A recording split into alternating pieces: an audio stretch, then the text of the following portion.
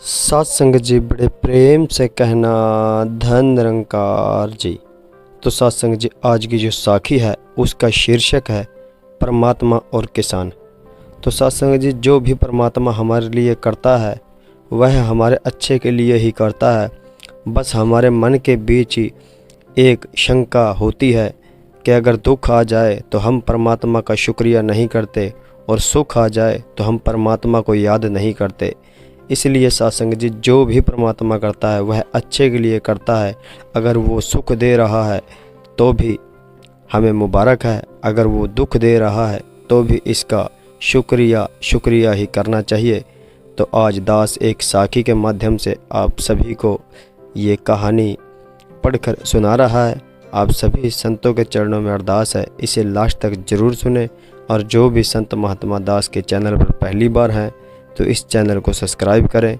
एक बार एक किसान परमात्मा से बड़ा नाराज हो गया। कभी बाढ़ आ जाए, कभी सूखा पड़ जाए तो कभी बहुत तेज धूप आ जाए और कभी ओले पड़ जाए।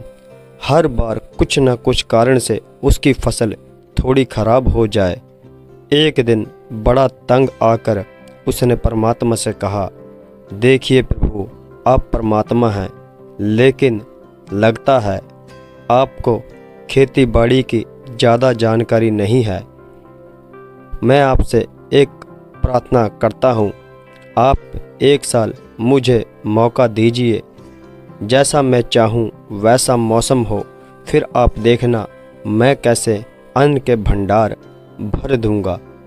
परमात्मा मुस्कुराए और कहा, ठीक है, जैसा तुम कहोगे वैसा ही मौसम मैं दूंगा, मैं दखल नहीं करूंगा। किसान ने गेहूं की फसल बोई। जब धूप चाही तब धूप मिली, जब पानी चाहा तब पानी मिला। ओले बाढ़ आंधी तो उसने आने ही नहीं दिए। समय के साथ साथ फसल बढ़ी और किसान की खुशी भी, क्योंकि ऐसी फसल तो आज तक नहीं हुई थी। किसान ने मन ही मन सोचा, अब पता चलेगा परमात्मा को कि फसल कैसे करते हैं। बेकार ही इतने वर्ष हम किसानों को परेशान करते रहे। सत्संग जी फसल काटने का समय भी आया।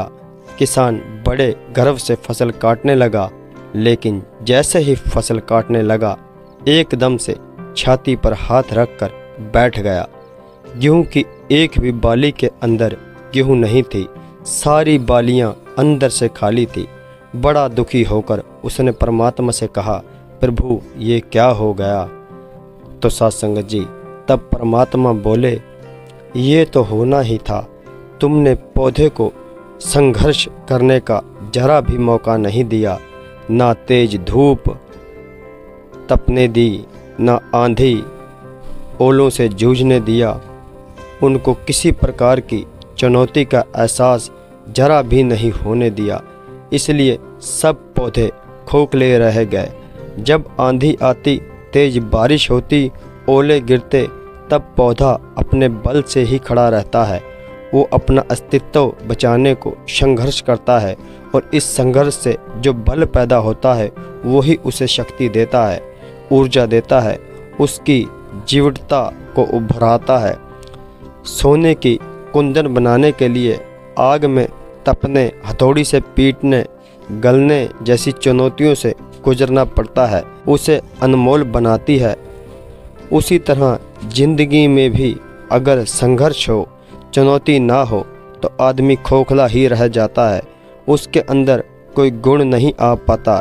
ये चुनौतियां ही जो आदमी रूपी तलवार को धार देती हैं, उसे सशक्त और प्रखर बनाती हैं।